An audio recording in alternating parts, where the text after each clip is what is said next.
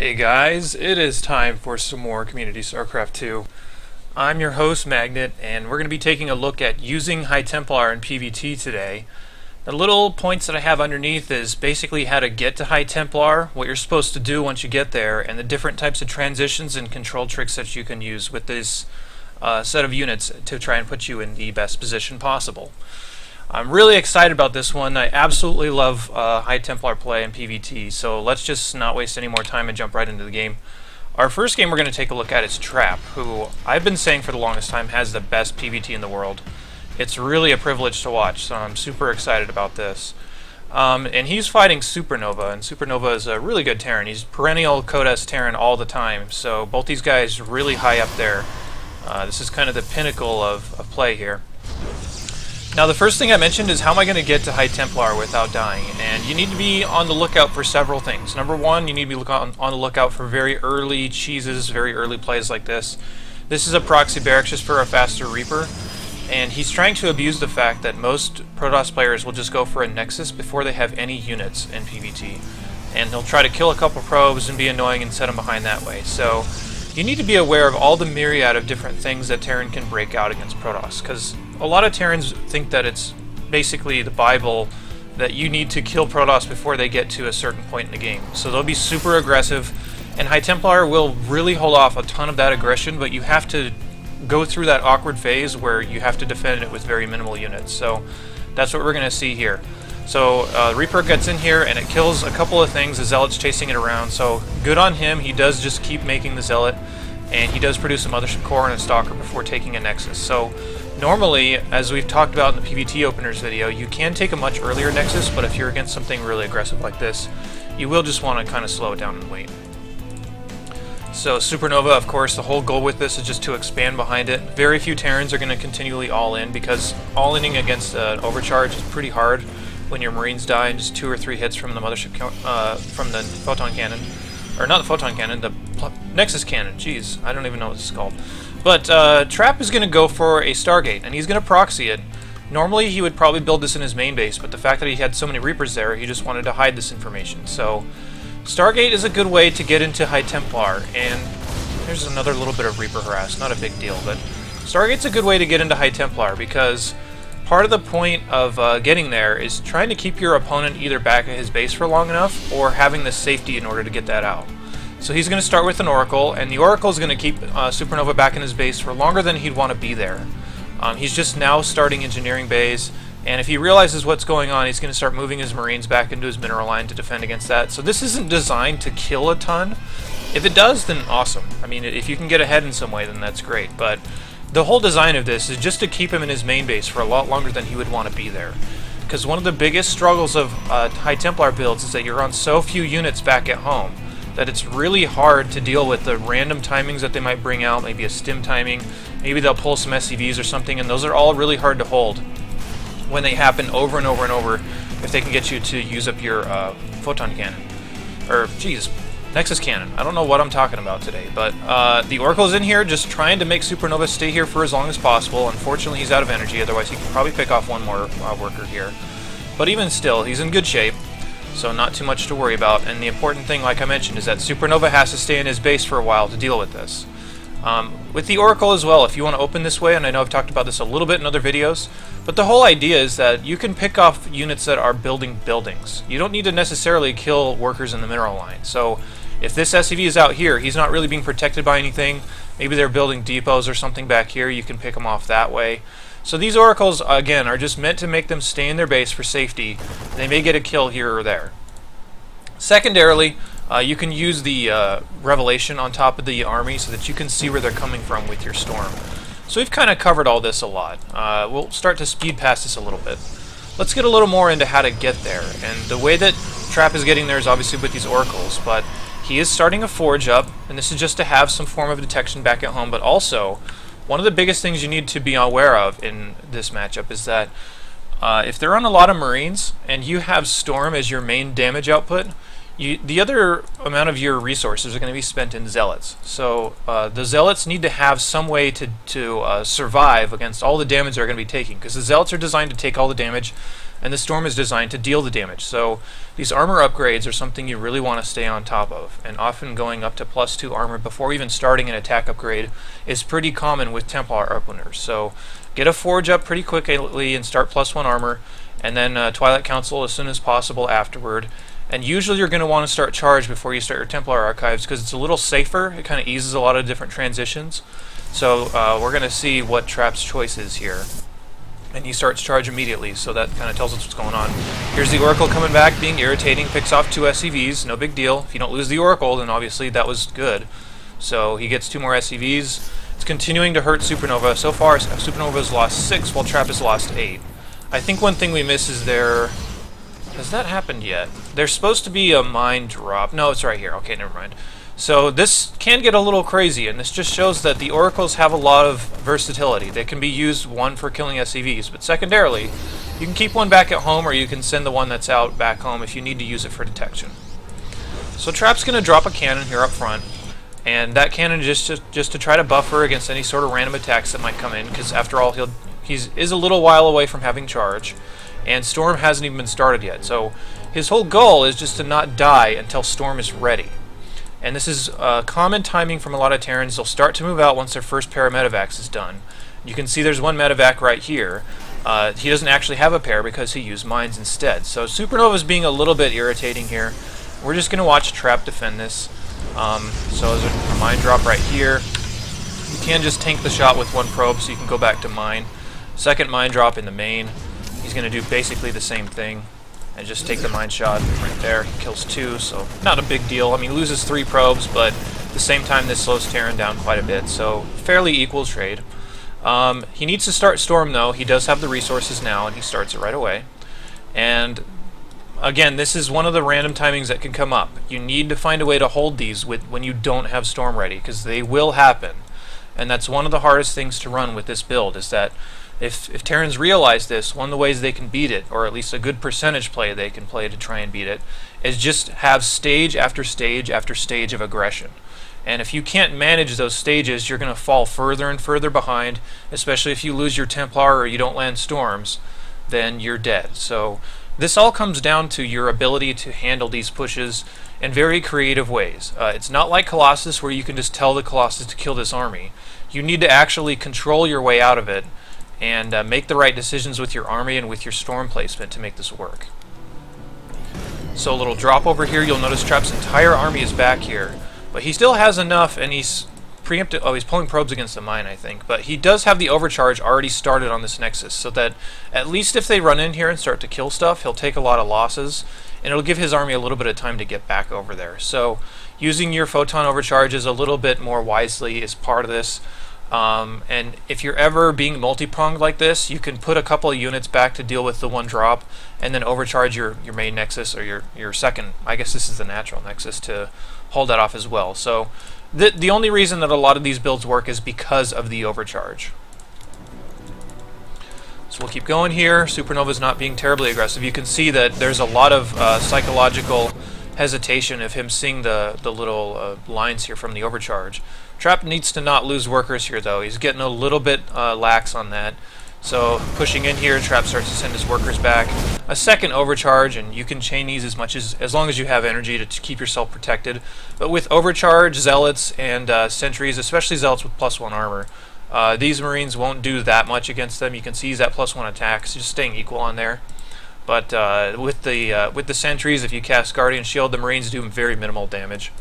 So just pushing that off once again.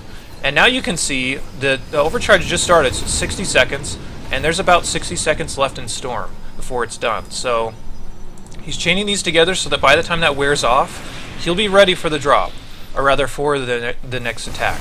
So Supernova, again, continuing to be annoying, dropping back in here, and the charge is going to be a big deal in holding these off. So he can charge up there. He's going to lose a couple Zealots here, of course, but if you push this off in time, and if you survive up until you have Storm, then that's where your advantage starts to kick in. So far, we've seen basically this entire game, Supernova's been on the offensive, and he's been in the lead. You can see there's a 30 supply lead for Supernova right now, but this game's going to change now that Trap has Storm done, and that's kind of the idea behind this, is that You might be behind for a little while. You might be behind and having a hard time holding off a lot of these things. But if you can get to where you have Storm, then all of a sudden it's completely on you to come back and to get a big lead in the game based upon how you place your storms and the little tricks you can use to get an advantage there. So like I said, it's not as I guess thoughtless as Colossus, as harsh as that sounds. It's not as much as you just be like, hey Colossus, go kill this. It's like you have a higher ceiling for storm usage, I guess I should put it that way. So Oracle dies, that's unfortunate. You'd like to see him keep those Oracles alive for a little longer. He actually starts another one, so that's interesting. This is something I should mention as well, is that part of the advantage of Storm Openers is that you can use a lot of counterattacks to keep yourself in the game. He's using Oracles this time, but if you ever get like a Warp Prism out, or you can put a pylon somewhere down on the map, and if they're maintaining this super aggressive stance, which a lot of people like to do against Templar, you always have the opportunity to use your +2 armor or whatever zealots to just run by and get in his base and kill workers. So that's always another advantage that you have too. So Terran pushing back in here. Trap Storm is done. And the idea with Storm, let's talk a little bit about the positioning, is that you always want to make them walk into storms. So considering he has Templar here with enough energy to storm, I swear there's one. Well, I guess not. He's 2 away. But the idea is that if you have a Templar here, this whole area around that Templar is yours. Because if he decides to run in there, he's going to have to walk through storms, assuming you place them correctly. And you always want them to be attacking toward you when you put your storm down. We'll see that a little bit. So the storm is partially for zoning, but it's also to punish them really hard for being aggressive. So we're going to see that in just a little bit. And by the way, Supernova is building the quote-unquote counter to Templar, which is Ghosts. And this looks bad. This looks bad because Supernova looks like he has quite the advantage, about 22 supply lead. But now Supernova is starting to be punished for his aggression. So you can just throw those down, and if he tries to be aggressive with this again, then another storm is going to kill basically half this army. So Trap's held this, and he's going to start getting himself into advantage. But you may say, well, that's not really an advantage because there's a lot of ghosts coming out for Supernova. And there's one of two ways of dealing with this. Number one is you can switch into Colossus because you can deal with that better. Here's the Robo on the way. But secondly, you can just position your Templar correctly and use Warp Prism to keep them safe to deny the ghosts from having any sort of advantage. So there's a lot of different things that you can do. One big thing you do need against ghosts is you do need observers. So that's going to be mainly what this is for. It's just for observers, so they can't just walk all over you, maybe kill your observer, and then just kill you that way because you can't detect anything. So Oracle's still being really irritating. This counter-attack potential should always be there, and he unfortunately loses it to the turret. But this counterattack potential should always be there. Here's a little drop that's pushed away, so you always want to make sure you do have at least one High Templar back in the main base, so you can land storms, maybe feedback, some medevac, stuff like that. I actually didn't even know that was a status on there. Taking damage from a storm. Okay, but anyway, so that's another good advantage of storms, is that if you just leave one back here, then you can warp in a couple units and push off a lot of these things. Start to push in the front. Templar comes back, says, get out of here. There's no way you're going to be able to stay through this. And all he has up the front here is a lot of Templar. So there's no way Supernova can ever advance into this area as long as his Templar have storm energy. So that's the whole idea behind the storms. And again, if he tries to stay greedy and stick around, he just says, what's up? I'm just going to throw a storm right on you. And you're going to take that damage, and I don't even care because I'm using energy to kill your army. So here's what he's going to do about the ghosts. Supernova, or rather Trap, should know about the high ghost count right now, as he probably saw them producing with his Oracle. So he's going to produce a Warp Prism, and we're going to watch some cool tricks from Trap with that Warp Prism and how you should handle this against the army if you want to just stay on Templar. And this is actually super strong and super annoying for Terran to deal with because there's not a whole lot they can do against that. I mean, if they make Vikings against the Warp Prism, then it's like, okay, I'm just going to drop them out anyway, and you kill a Warp Prism and waste your money on Vikings. So this is really, really annoying for Terran to try and deal with. And you'll note that, look at the timing in this game. This is almost 17 minutes and Trap is still on 2 bases. This is mostly because Supernova is also still on 2 bases, and you can't be too aggressive about taking extra territory with Templar, because if Templar are meant to zone stuff out with their storm, then you need to consider that if I have to cover all of this too, then I need a lot more stuff to do that, especially if he's showing this much aggression. So, I mean, he's even pulling SCVs. This is a lot of SCVs here, and this is something that some Terrans will do, but Storm is basically a straight-up counter to SCV pulls, assuming you place your Storms correctly. So notice that Trap is keeping his Warp Prism around. He has 2 Templar in there, and he needs to know about where this is coming from. So sometimes, and a lot of times, you're going to want to position observers out here so you can get information on where his army is. So here's what Trap is going to do. Rather than that, he's going to seek out with his Warp Prism a little bit, and if you can catch this army, like Supernova's eyes are probably over here because this is where he's taking damage from. He's never going to be looking back here, and if you can find unusual places to hit with your storms, then you're going to deal a lot of damage with them. So he drops them out, storms all over it. The ghosts only kill one Templar, and all these units are hurt from the storms. Look at the supplies now. Now Trap is up by 5 supply. And he's going to continue to raise in supply as long as he has storm energy. So he needs to be careful and not get EMP'd or sniped by these ghosts. And this is going to be a little bit about the positioning battle between these two types of units. So Trap being pushed back here, and again, you just want to claim territory. So this, if you just imagine, this Templar has all this territory around him as long as he has storm energy. He needs to funnel this attack into one small area and storm on top of it if he possibly can. So Trap, he's going to go back here. I'm slowing this down, by the way, so you guys can see all this. He's going to throw down a preemptive storm against the ghost because the ghost will just EMP or snipe him anyway, so you might as well use the energy. So he throws that down, and he gets sniped right away, so you can see that. Zealot's trying to filter through here just a little bit, and the idea is that if you can ever kill these ghosts before ever using any of your Templar, then that's perfect. So if you can send up your Zealots and trade against these ghosts and just kill the ghosts, and only waste Zealots with it, then all of a sudden it's naked bio versus a lot of storms. So we're going to see that come up here in just a second as well. And note, Trap has also reloaded his Warp Prism with more Templar. So if he needs to, he can drop these Templar out over here and storm on top of this army. Or he can just wait until the ghosts are dead. He can also land feedbacks and whatnot from these Templar over here. These Templar are currently being EMP'd. But if you can use them, if you can just trade them out with the ghosts and you still have Templar on the field, then all of a sudden all this army is totally exposed.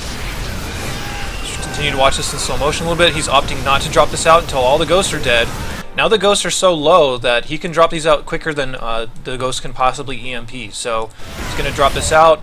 This Templar is ready for storm right now, so a storm coming down on top of this army, and it's going to be LOL. And they're all dropped out. Down goes a storm. Look at this. All of a sudden he can merge Archons now that the storm energy is depleted.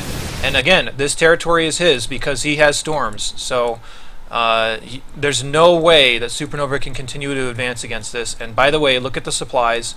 30 supply lead now for Trap. Just a couple minutes ago, he was down by 30 supply. So this is showing you the power of these type of openers. Again, another storm. There's no way you can be aggressive against these storms as long as he lands them properly. And from this point on, there's really not a whole lot Supernova can do because he's at a huge disadvantage. He lost a ton of SCVs, 53 to 30. So his SCVs didn't do anything against that storm play, whereas they'd normally do a lot against the Colossus play. So this is just Trap running a total clinic on how to use PvT in this or rather how to use Storm in this matchup. How to use PvT and PvT, lol. But the Templar really absolutely dominated, and that was specifically because Trap's control is just beautiful with Templar. So that's one way you can do it. We could watch the rest of that game, but you'd just be watching Supernova getting clobbered by Trap. So nothing really more to see. Let's jump into the next one, which is going to be Classic versus Maru. Classic, of course, a very recent GSL champion, but this was back in Season 1, since these are what the replays I have are for, since they haven't released Season 2 yet, and I hope they do. But, so we're going to see a little bit different approach here.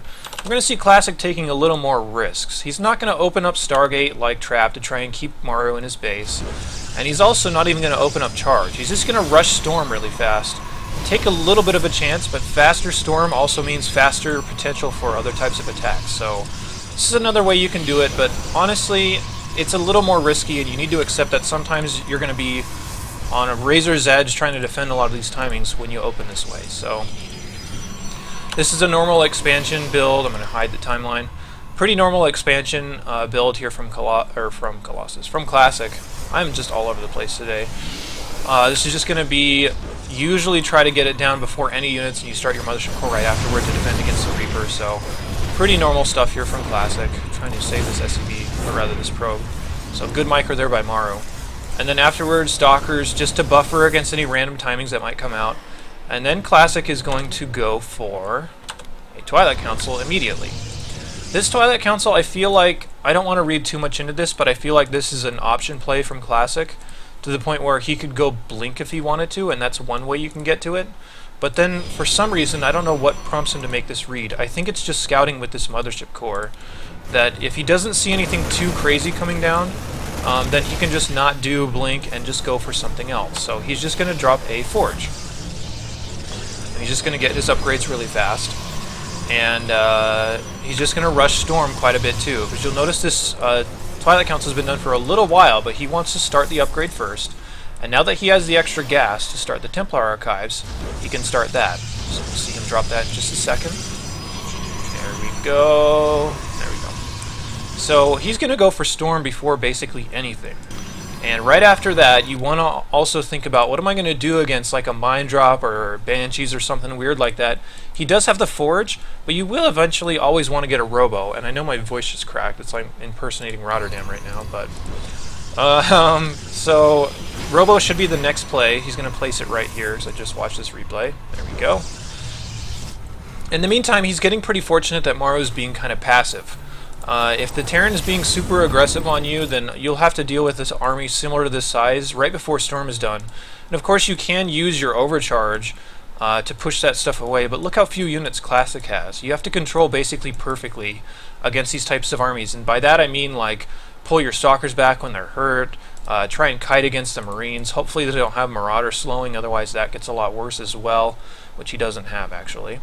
So there's a lot of different factors here, and you just have to understand that Classic is taking some risks with this type of opener. But the payoff is that, again, if he gets there, he's at a big advantage. So storm is on the way, and with this robo, you typically want to make observers, but sometimes you can actually just go straight for a warp prism and get into Templar and storm drops instead. And that's what we're going to see out of Classic. It's a little bit different implementation of this, but showing off a little bit of the different flexibility with this type of opener.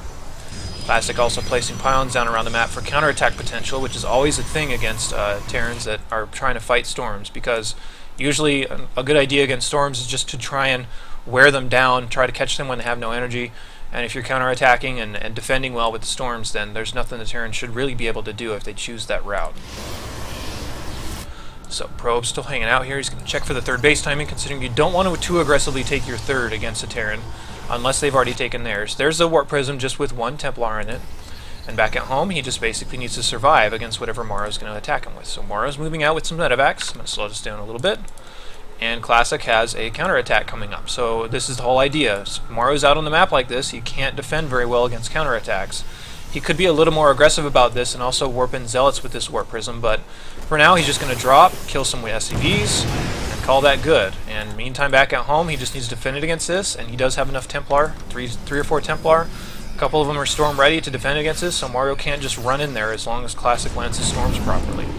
So Mario's going to start trying to drop against him. And again, as we know, the drop defense should be pretty easy because Classic does have a high Templar in the main, and you can also kind of finagle them around and try to land storms from other angles.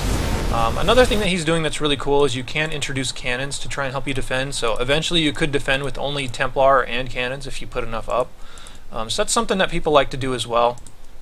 Notice that the Warp Prism is still a threat, and as far as workers killed, he's already killed 7, so Classic, as long as this goes on, he's either going to be equal or ahead in economy, and he's even just playing a style where he just waits for Mario to take a third base. So these are all really important factors. There's a lot of things you need to be remembering when playing this style. Storm, and there's, again, this Templar demands this area, so there's no ways Mario can walk in against that without being punished for it. This one awkward, lonely Marine just sitting here.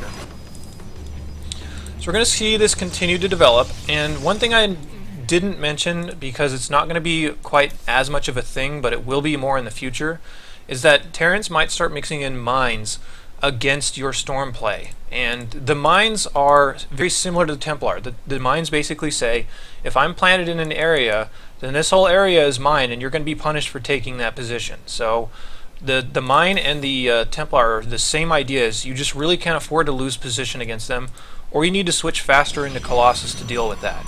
So that's going to be something that's going to come up a lot against Stormplay, are these mines. And Mara was kind of one of the innovators as far as using mines against Protoss, and I think I just missed another storm drop, so my apologies. I'm trying to keep this alive the best he can is Classic, so really cute micro for both these guys. But still, I mean, as long as there's this one Templar, and as long as you can keep warping in, if Maru's ever out on the map and being aggressive like this, then he's going to be punished for it. So A lot of different flexibility. Now Classic's starting to take his third, as he realizes that Maru is not being super aggressive. He's showing his own command center right there. So it's a pretty high level read there from Classic. But it is safer just to say, don't think about really taking yours until you can verify that they've taken theirs. So Classic's just going to go ahead and do it. And in the meantime, he should be producing something like Immortals, maybe getting into Colossus eventually to start dealing with this mind play, assuming Maru's going to keep it up. Like I said, it's not as much of a thing, at least it wasn't back in the day, but it's getting more and more common. So it's something you really need to watch out for and plan for. And Immortals, along with Observers, are a good way to just target them down, considering the Immortals outrange them. But here we go, a few more engagements. As long as you have the Templar here, then you control this area. And one thing I didn't mention that I probably should is that if you're ever in a fight like this and you're relying on your Storms, your Zealots are just going to be to buffer a little bit, but just pull them back when you start getting ready to storm so you don't hit them and so that they stay alive. So you'll see that from Classic here. The Mines get a couple of shots here on the Zealots. You can see how much Classic can defend all this, assuming that he has Storm energy. As soon as he runs out, you need to merge these into Archons and try to just maintain as little territory as possible. So Classic's getting a little bit too adventurous out on the map over here. It's starting to cost him over here, but he'll be able to recover. More Zealot Warp-ins, and you'll notice that these Zealots, like I was talking about, are +2 armor, so he's not worrying about attack upgrades until he has the units on the field that really benefit from it quite a bit. So more Zealots, just going to buy some time. A surround over here is going to do really well. Maru's still being super aggressive, so the potential of a counterattack is always there from Classic, so he needs to realize that if there's this much stuff out on the map, Maru's not going to really have that much at home. So Maru loading up here for a big drop, and he should have Templar back in the main, which it looks like he's kind of slacking on a little bit. He does realize what's going on and just warps in though. So Classic's doing okay here, but you can start to get a little bit scrambled against this, especially if somebody's being this aggressive. So just know the little position things that you need to be aware of, and Maru just runs away. Same with at the other base, he just runs away because he knows Storms are going to push him away basically all day. Some Terrans will also do this, and like we saw in the last game, they'll start to produce ghosts for EMPs and whatnot, but Maru's not doing that. Maru is the type of player that will just try to out-control you and out-position you constantly and get an advantage that way. So Classic, again, just trying to maintain his own defensive little posture here, trying to zone out as much as he can, not losing any units if he can help it. Now he starts to throw down a lot of Storms because Maru's getting really aggressive, and he can always merge these into Archons if he's careful enough. So Classic just trying to defend on all fronts here from Maru's aggression. And economy should be fairly equal from both players right now. And Immortals are starting to come out on the field to start to answer the high Marauder count, which is something that they can do, and to start to answer maybe potential mind play. And Maru's starting to also mix in Hellbats against this, which can be really annoying as well, which is why part of this is also keeping your Zealots alive. So if you just let them attack in there as hard as they want, then they will die to the Hellbats really fast. So continuing forward here, I'm just going to zoom through this because this video has already been pretty long. Zealots taking some hits, but eventually there'll be a breaking point where they can't really afford to do too much. And the idea with this is, once again, he's only landing Storms as Maru approaches. He's not trying to land Storms while Maru runs away. And that's one of the main points here. So if you're attacking with this type of composition, you want to get into a position where they have to recover to it so that the units are moving toward you rather than away from you, so you can land Storms. So that's exactly what we're seeing here. And as Maru moves closer and closer, the more Storm damage he's going to take. You can see him, he has to walk through the Storms just to try and kill off the rest of his army. He should merge that, he didn't. So a lot going on here, but eventually, if they refuse to produce Ghosts, then eventually you can just break them with Storm. You don't have to go into Colossus, which is what we're seeing here. So Classic getting more and more aggressive. He has a ton of Storms, by the way, and as long as Maru continues to try to approach, he's going to eat Storm damage, and that's just going to start to stack up quite a bit. So the Immortals are going to do a lot against these really red Marauders. Basically, one hit on any Marauder will kill it. So Classic is just all over Maru right now, and this has been so weakened right now. The supplies are pretty similar, but the upgrades and stuff are in Classic's favor, especially as long as he has Templar energy. So from this point, there's quite a long skirmish in the middle of the map, but I don't want to run this for too long. From this point, you can always switch into Colossus if you can find the time to do it. Counterattack should also be a thing. I'm not sure if that Warp Prism ever got killed. I don't think it ever got brought back either, so it must have done something while we were watching the battles in the middle of the map, so I apologize for missing that. But, yeah, I mean, this is pretty much, the rest of the game is up to you. I think we've talked about everything that we really need to talk about with this type of opener, with this type of playstyle, so we'll just call that good for today. So I hope you guys enjoyed that video. Of course, I will always be back for more, so look out for that in the very near future. Post down in the comments if you have any questions or anything. And note that I always have a lot of other tutorials, so there is a link down in the comments for more of those. So look out for that, and I'll see you guys later.